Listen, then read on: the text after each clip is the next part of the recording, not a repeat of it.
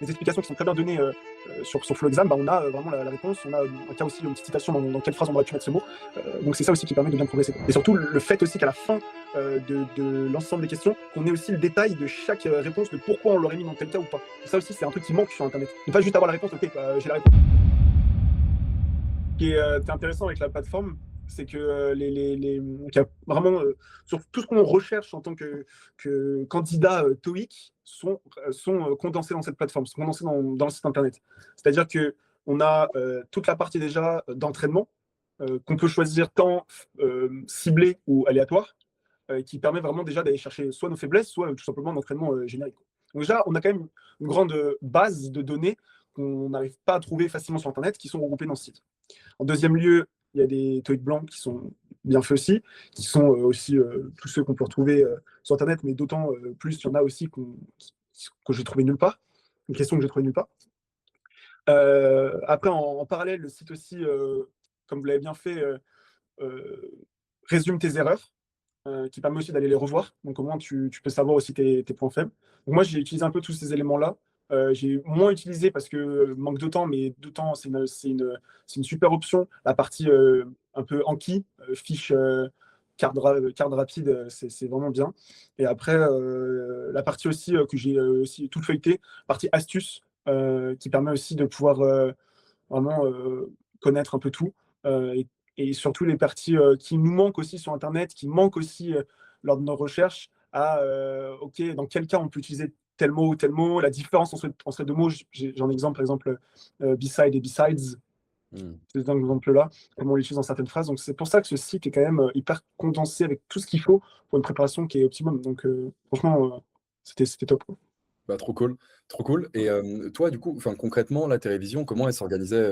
Tu as suivi le parcours personnalisé? Tu faisais un peu, voilà, au feeling, tu choisissais des tests blancs, tu faisais du smart training, tu faisais ce genre de choses? Enfin, comment tu t'es organisé? Moi, j'ai fait beaucoup d'entraînements ciblés sur mes erreurs. OK, Et après, bah, je faisais des entraînements surtout sur la partie qui, moi, me posait plus problème, qui était la, la première partie du reading avec les phrases à trous. OK. Parce que pour autant, certaines phrases, des fois, c'est simple. Ou avec l'intonation, moi, je suis quelqu'un qui fonctionnait beaucoup à l'oreille, peu de règles, mais beaucoup à l'oreille. Et bon, bah, des fois, ça marche pas, quoi. Ça marche pas forcément. Donc, il faut aussi des bases un peu en grammaire. Et donc, la partie texte à trous, moi, je m'entraînais beaucoup sur le site avec ça. Et ça m'a permis de beaucoup progresser aussi. Et surtout, le fait aussi qu'à la fin de l'ensemble des questions, qu'on ait aussi le détail de chaque réponse, de pourquoi on l'aurait mis dans tel cas ou pas. Et ça aussi, c'est un truc qui manque sur Internet. Ne pas juste avoir la réponse, ok, bah, j'ai la réponse, super, merci, mais c'est bien d'avoir vraiment le détail de dans quel cas on les a utilisés, quoi. OK, OK, donc toi, en gros, tu utilisais beaucoup, la correction, ça t'avait pas mal aidé à Ouais, progresser? OK. ouais. OK et d'ailleurs, enfin, tu vois, le concept de grammaire aussi, enfin, je sais parce que tu vois, au niveau de la correction, tu avais différents trucs. Tu avais le processus de réponse, les différents cas, en fait, dans lesquels tu pouvais utiliser, bah, chaque, mot dans les réponses, mais tu avais aussi le concept de grammaire. Ça, du coup, enfin, toi, est-ce que c'est un truc que tu as trouvé, bien fait? Est-ce que c'est un enfin, comment ouais, enfin, toi aussi, tu Bah, as pensé comme quoi? je te disais, moi, je trouve que sur Internet, il y a trop peu de. Quand tu fais des QCM, on te donne la réponse. Et en fait, c'est bête. Parce que les gens qui ont développé ça, ils se disent pas, bah ouais, un étudiant, il cherche aussi à savoir dans les autres cas, quoi. Si vraiment on veut travailler le TOEIC, il faut savoir de. Moi, quand je mets une réponse et que j'ai faux, bah super, j'aimerais bien savoir pourquoi c'est tel truc. Puis des fois, tu te dis, mais dans aucun monde, j'aurais mis la réponse celle-ci, quoi. Et en fait, au final, avec les explications qui sont très bien données sur Flow Exam, bah, on a vraiment la réponse. On a un cas aussi, une petite citation dans quelle phrase on aurait pu mettre ce mot. Donc c'est ça aussi qui permet de bien progresser, quoi.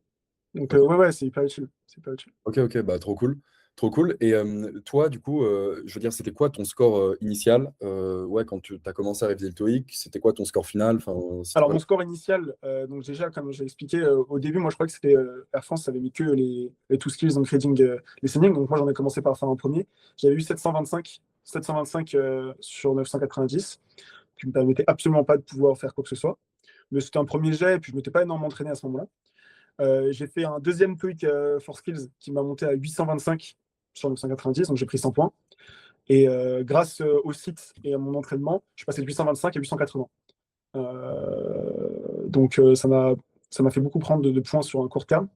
Et puis de toute façon, c'est comme expliqué aussi dans le site, plus on a de points sur 990, plus ça va être compliqué de grappiller les derniers points pour aller plus haut. Donc, ça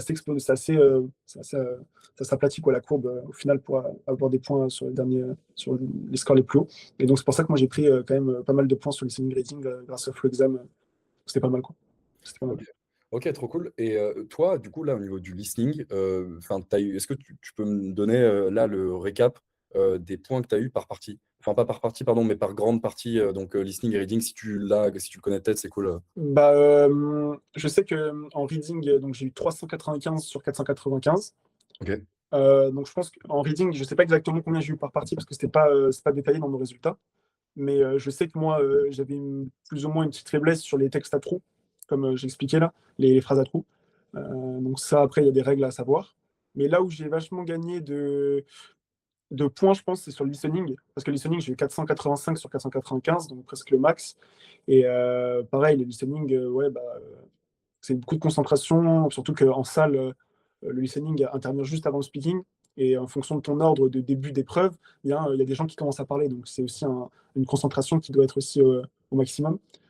Mais je ne pourrais pas te dire exactement les parties, d'autant plus que je ne sais pas par rapport aux résultats. Ouais, tu m'étonnes. Non, mais enfin, quand je parlais de partie, je parlais vraiment de listing et reading, mais c'est vrai que Mais tu as voilà. le récap par partie individuelle, du coup, enfin, c'est normal. Ok, ok, hyper intéressant. Et toi, du coup, je veux dire là, comme parcours, comme ouais, la raison pour laquelle je passais le TOEIC, c'était quoi? Enfin, si tu peux juste expliquer ça en 2 minutes. Bah, la raison pour laquelle je passais le TOEIC, donc, c'était pour postuler au parcours des cadres France. Ok, Les cadres France, donc c'est un parcours qui est proposé à des gens qui veulent devenir pilote de ligne. Donc c'est un parcours d'excellence, hein, comme l'ENAC. Je ne sais pas si tu connais, c'est l'École nationale de l'aviation civile.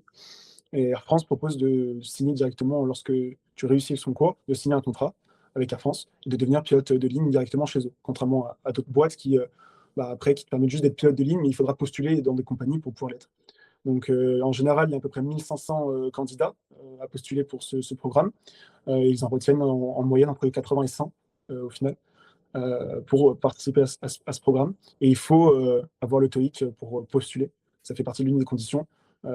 Donc voilà. Puis après, après, en fonction de tes études aussi, il faut avoir au minimum fait un an de prépa scientifique ou alors avoir fait une licence en maths ou en physique ou avoir fait un master dans n'importe quel domaine.